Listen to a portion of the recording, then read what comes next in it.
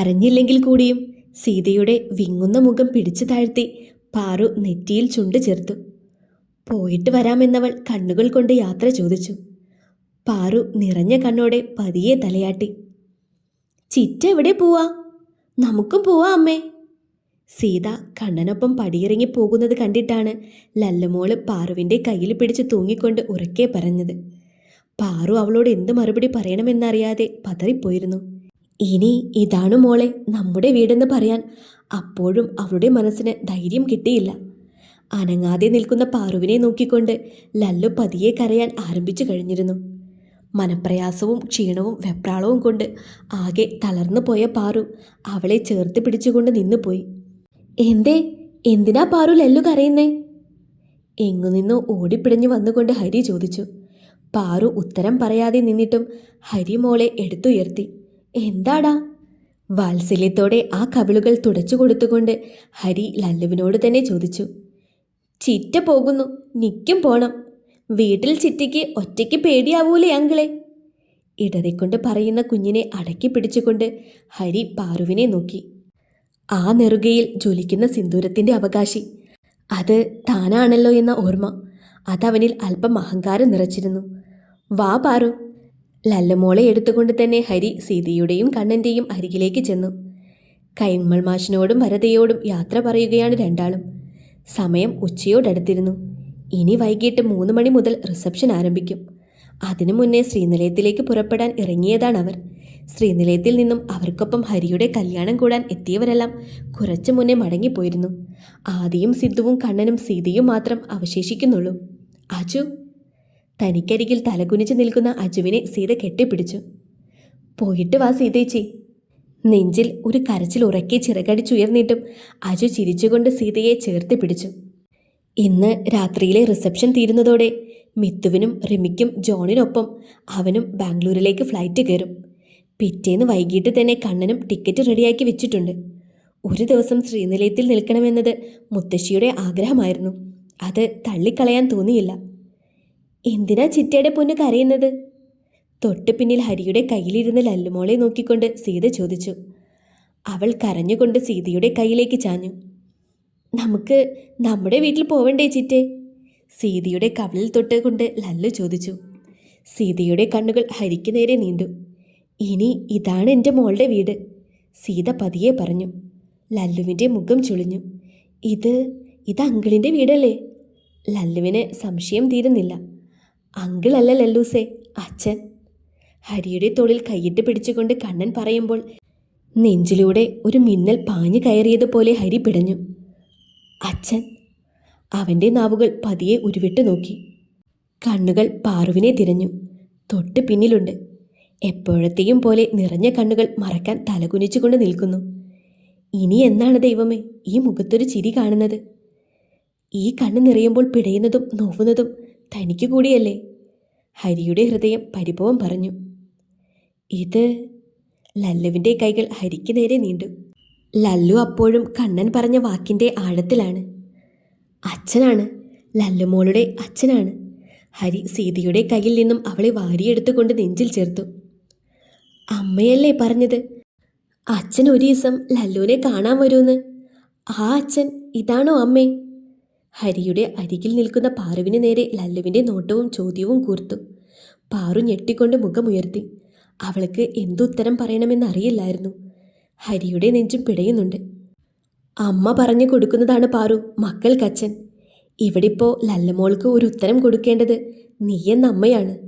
നീ കൊടുക്കുന്ന ഉത്തരത്തിനെ ആശ്രയിച്ചിരിക്കും ഇനി നിങ്ങളുടെ ജീവിതം, അത് മറക്കരുത്, കണ്ണൻ ഓർമ്മിപ്പിച്ചു. പാറുവിൻ്റെ കണ്ണുകൾ വീണ്ടും ഹരിയുടെ നേരെ തിരിഞ്ഞു. നേർത്തൊരു ചിരിയോടെ തൻ്റെ കുഞ്ഞിനെ പൊതിഞ്ഞ കൈകൾക്ക് ഒരച്ഛൻ്റെ കരുത്തുണ്ട്. ചേർത്ത് പിടിച്ച ആ നെഞ്ചിൽ ഒരച്ഛൻ്റെ വാത്സല്യമുണ്ട്. അന്നും ഇന്നും തൻ്റെ പൊന്നുമോൾക്ക് വേണ്ടി താൻ പറയാതെ തന്നെ ഓരോന്ന് ചെയ്യുന്ന അവനിൽ ഒരച്ഛനില്ലെന്ന് എങ്ങനെ പറയും? അമ്മേ, പറ അമ്മേ. വീണ്ടും ലല്ലുവിൻ്റെ വിളി. ആ അച്ഛനാണ്, എൻ്റെ മോളുടെ അച്ഛനാണ്. പാറു പറഞ്ഞു കഴിഞ്ഞതും മുഖം പൊതിഞ്ഞു പിടിച്ച് കരയുന്നവളെ ഹരി വേദനയോടെ, അതിലുപരി ആ അംഗീകാരം നൽകിയ സന്തോഷത്തോടെ നോക്കി. ഇനി കരഞ്ഞത് മതിയടി ചേച്ചി. നിന്നെ സ്നേഹിക്കുന്ന ഒരൊറ്റ കാരണം കൊണ്ട് നിന്റെ കണ്ണീരെല്ലാം പൊള്ളിക്കുന്നത് എൻ്റെ കൂട്ടുകാരനെയാണ്. അതെനിക്ക് സഹിക്കാനാവുന്നില്ല. സീതയുടെ സ്വരമിടറി. ലല്ലുമോളെ താഴെ ഇറക്കാതെ തന്നെ ഹരി സീതയെ കൂടി ചേർത്ത് പിടിച്ചു. ഒരക്ഷരം മിണ്ടാതെ മൗനം കൊണ്ട് രണ്ടുപേരും വാചാലമായി. കഴിഞ്ഞുപോയ പല നല്ല നിമിഷങ്ങളും കൺമുന്നിൽ ഓടി വന്നിരുന്നു. സന്തോഷത്തോടെ പോയിട്ട് വാ, ഇനി പോയിട്ട് റെഡിയാവാനുള്ളതല്ലേ. ഒടുവിൽ ഹരി സീതയിലെ പിടി അയച്ചുകൊണ്ട് പറഞ്ഞു. പോട്ടേടാ ഹരി. ഹരിയെ കെട്ടിപ്പിടിച്ചുകൊണ്ട് കണ്ണൻ യാത്ര പറഞ്ഞു. അവർക്കിടയിൽ ഞെരിയാൻ തുടങ്ങുന്ന ലല്ലുവിനെ അജു വാങ്ങിയെടുത്തു. ഹൃദയം കൊണ്ടെന്ന പോലൊരു പുണരൽ. 1-2 നിമിഷത്തിന് ശേഷമാണ് ഹരിയും കണ്ണനും അകന്നു മാറിയത്. രണ്ടുപേരുടെയും കലങ്ങി ചുവന്ന കണ്ണുകൾ തമ്മിലുള്ള ബന്ധത്തിൻ്റെ ആഴമായിരുന്നു. ഹരിയാണ് സീതയ്ക്ക് ഡോർ തുറന്നു കൊടുത്തത്. അവനെ ഒന്നുകൂടി നോക്കിയിട്ട് വീണ്ടും അവൾ യാത്ര പറഞ്ഞു. നീ കൂടി വാ അജു. കണ്ണൻ കാറിലേക്ക് കയറും മുന്നേ അജുവിനെ കൂടി ക്ഷണിച്ചു. ഇല്ല കണ്ണേട്ടാ, എനിക്ക് വീട്ടിൽ പോകണം. കൊണ്ടുപോകാനുള്ളത് പാക്ക് ചെയ്യാനുണ്ട്. വൈകിട്ട് ഓഡിറ്റോറിയത്തിൽ എത്തിക്കോളാം. അജു ചിരിച്ചുകൊണ്ട് പറഞ്ഞു. നിമ്മിയെ പോയി കൂട്ടാൻ മറക്കേണ്ട കേട്ടോ, കണ്ണൻ ഓർമ്മിപ്പിച്ചു. നിമ്മിയെ വീട്ടിലേക്ക് ക്ഷണിക്കാൻ വയ്യാത്തത് കൊണ്ട് തന്നെ അവളോട് വൈകിട്ട് റിസപ്ഷനിൽ എത്താൻ പറഞ്ഞിട്ടുണ്ട്. അജു തലയാട്ടി സമ്മതിച്ചു. സങ്കടമൊക്കെ എടുത്ത് ദൂരെ കളയേണ്ട പാറു നീ ഇനിയെങ്കിലും. നീ ആഗ്രഹിക്കുന്നതിലും കൂടുതൽ നിന്നെ സ്നേഹിക്കാൻ നിന്റെ ചെക്കൻ റെഡിയാണ്. വീണ്ടും വീണ്ടും കണ്ണി നിറച്ചിട്ട് അവനെ കൂടി നീ സങ്കടപ്പെടുത്തരുത്. നിനക്ക് വേണ്ടി സങ്കടം അതിൻ്റെ എക്സ്ട്രീം ലെവൽ വരെ അനുഭവിച്ചു തീർത്തവനാണ്. ഇനിയും അവനോട് ഇത്തിരിയെങ്കിലും സ്നേഹമുണ്ടെങ്കിൽ കഴിഞ്ഞു പോയതെല്ലാം നീ മറക്കണം. ഒരു ബാധ്യതയുടെയും നൂലിനറ്റം കൊണ്ട് നിന്നെ കെട്ടിയിട്ടിട്ടില്ല. നീ ഇനി ഹരിയുടെ സ്വന്തമാണ്, ആ ഓർമ്മ വേണം. കാറിലേക്ക് കയറും മുന്നേ കണ്ണൻ പാറുവിനെ നോക്കി പറഞ്ഞു. അവൾ ഒന്നും മിണ്ടാതെ അവനെ നോക്കി നേർത്തൊരു ചിരിയോടെ നിന്നു. മറുപടി പ്രതീക്ഷിക്കുന്നില്ലെന്നതുപോലെ കണ്ണൻ കാറിലേക്ക് കയറി. പോയാലോ? സീതയെ നോക്കി ചോദിച്ചു. വീണ്ടും അവളുടെ മിഴികൾ പുറത്തുള്ള പ്രിയപ്പെട്ടവർക്ക് നേരെ ആർത്തിയോടെ നീണ്ടു. അവരെല്ലാം കൈവീശി കാണിക്കുന്നത് ഡോറിലേക്ക് ചേർന്നിരുന്നു കൊണ്ട് കണ്ണിറയെ കണ്ടു. കണ്ണൻ്റെ കാറിൻ്റെ തൊട്ടു പിറകെ തന്നെ ആദിയും സിദ്ധുവും കൂടി യാത്ര പറഞ്ഞു പോയിരുന്നു. വാ. അവരുടെ കാർ കണ്ണിൽ നിന്നും മാഞ്ഞതിനു ശേഷമാണ് ഹരി പിന്തിരിഞ്ഞു നടന്നത്. ലല്ലുവിനെ അവൻ വിരൽത്തുമ്പിൽ ചേർത്ത് പിടിച്ചു. നേരത്തെ നടന്ന വെളിപ്പെടുത്തലിൻ്റെ പകപ്പ് ആ കുഞ്ഞിക്കണ്ണുകളിൽ തെളിഞ്ഞു കാണാമായിരുന്നു. അവൾക്കത് മനസ്സിലാവാൻ സമയമെടുക്കുമെന്നറിയാവുന്നത് കൊണ്ട് തന്നെ ഹരി പിന്നെയൊന്നും ചോദിക്കാനോ പറയാനോ നിന്നില്ല. ഹരിയേട്ടാ. പിന്നിൽ നിന്നും അജു വിളിച്ചത് കേട്ട് ഹരി തിരിഞ്ഞു നോക്കി. ഞാനെന്നാ അങ്ങോട്ട്. സഹിക്കാൻ വയ്യാത്തൊരു ഒറ്റപ്പെടലിൻ്റെ നോവ് അവൻ്റെ മുഖത്ത് ഹരി പിടിച്ചെടുത്തു. എങ്ങോട്ട്? ഹരിയുടെ ചോദ്യം കേട്ട് അജു ഒരു വിളറിയ ചിരിയോടെ മുഖം കുനിച്ചു. ചേച്ചിമാർ രണ്ടാളും കല്യാണം കഴിഞ്ഞു പോയപ്പോൾ നീ ഒറ്റയ്ക്കാവുകയല്ല അജു ചെയ്തത്. നിനക്ക് 2 ഏട്ടന്മാരെ കൂടി കിട്ടിയിരിക്കുന്നു. അവരുടെ കുടുംബത്തിലും ഇനി ഒരാളാണ് നീയും. ഹരി തിരിഞ്ഞു ചെന്നിട്ട് അജുവിനെ ചേർത്ത് പിടിച്ചു.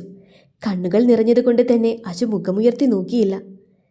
ഇപ്പോൾ നീ എങ്ങോട്ടും പോകുന്നില്ല. രാത്രിയിലല്ലേ ഫ്ലൈറ്റ്. ഓഡിറ്റോറിയത്തിലേക്ക് ഇറങ്ങുമ്പോൾ നമുക്ക് ഇച്ചിരി നേരത്തെ പോയിട്ട് നിന്റെ പാക്കിംഗ് ചെയ്യാം.